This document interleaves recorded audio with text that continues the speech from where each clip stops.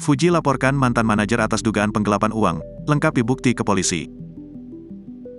Fuji kembali mendatangi Polres Jakarta Barat pada Kamis, tanggal 7 September tahun 2023, untuk melaporkan mantan manajer atas kasus dugaan penggelapan uang. Berdasarkan pantauan Grid ID, Fuji tiba di Polres Metro Bekasi sekitar pukul 12.30 waktu Indonesia Barat. Fuji didampingi kuasa hukumnya, Sandi Arifin. Mau membuat laporan, kita juga lagi melengkapi berkas, konsultasi ke pihak penyidik, ujar Sandi Arifin saat ditemui di Polres Metro Jakarta Barat, Kamis, tanggal 7 September tahun 2023.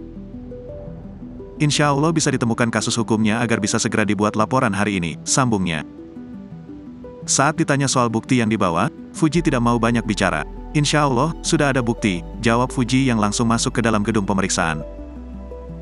Sementara itu mantan manajer Fuji diduga telah menggelapkan uang hasil kerja kerasnya hingga membuatnya rugi miliaran rupiah.